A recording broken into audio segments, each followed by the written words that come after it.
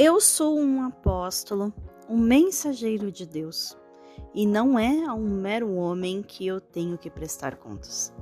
Sou alguém que realmente viu Jesus, nosso Senhor, com os próprios olhos.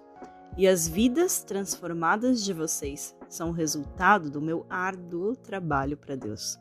Se na opinião de outros eu não sou apóstolo, certamente que eu sou para vocês, pois vocês foram ganhos para Cristo pelo meu intermédio. Essa é a minha resposta àqueles que questionam os meus direitos. Ou será que eu não tenho direito algum? Será que não posso pretender o mesmo privilégio dos outros apóstolos, o de ser hóspede na casa de vocês? Se eu tivesse uma esposa e ela fosse uma crente, eu não poderia levá-la nessas viagens? Tal como fazem os outros discípulos e como fazem os irmãos do Senhor, e como Pedro faz? Será que só eu e Barnabé devemos continuar a trabalhar para o nosso sustento, enquanto vocês mantêm estes outros? Qual o soldado no exército que tem que pagar pelas suas próprias despesas? Vocês já ouviram falar de um lavrador que faça a colheita e não tenha direito de comer parte dela? Qual o pastor que toma conta de um rebanho de ovelhas e vacas e não tem permissão para tomar do seu leite? Não estou simplesmente citando as opiniões dos homens enquanto aquilo que está certo. Estou lhes dizendo o que a lei de Deus diz. Na lei de Deus, que ele deu a Moisés, ele disse que não se deve pôr mordaça num boi para impedir que ele coma quando está trilhando trigo. Vocês acham que Deus estava pensando só nos bois quando disse isso?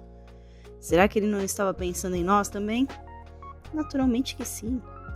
Ele disse isso para mostrar-nos que os obreiros cristãos devem ser pagos por aqueles a quem ajudam.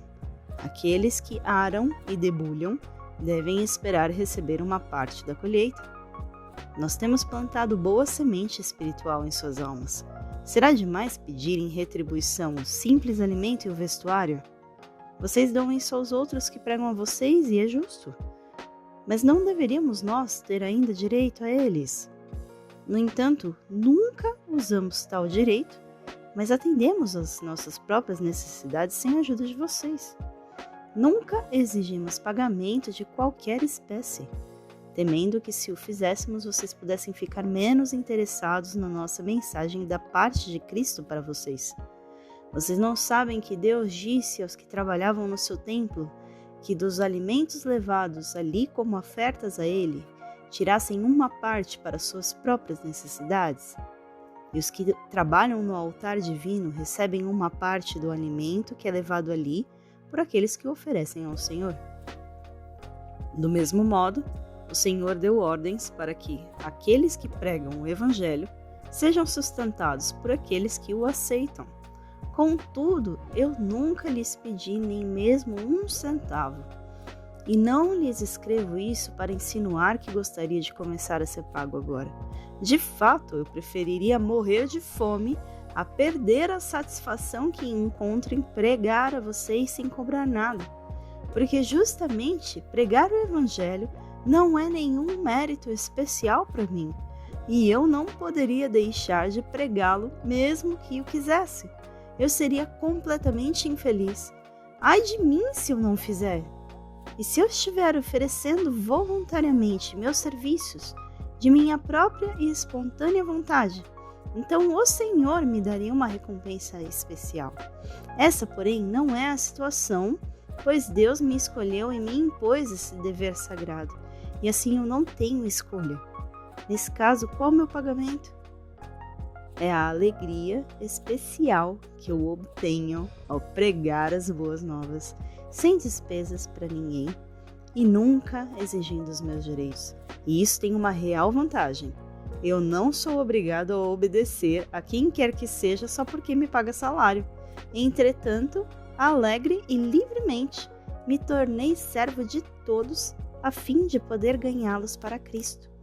Quando estou com os judeus, pareço-me um deles, para que eles escutem o Evangelho e eu possa ganhá-los para Cristo.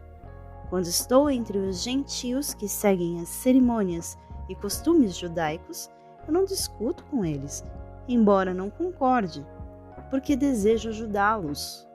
Quando estou com pagãos, concordo com eles tanto quanto possível, à exceção, naturalmente, de que, como cristão, eu devo fazer sempre o que é correto.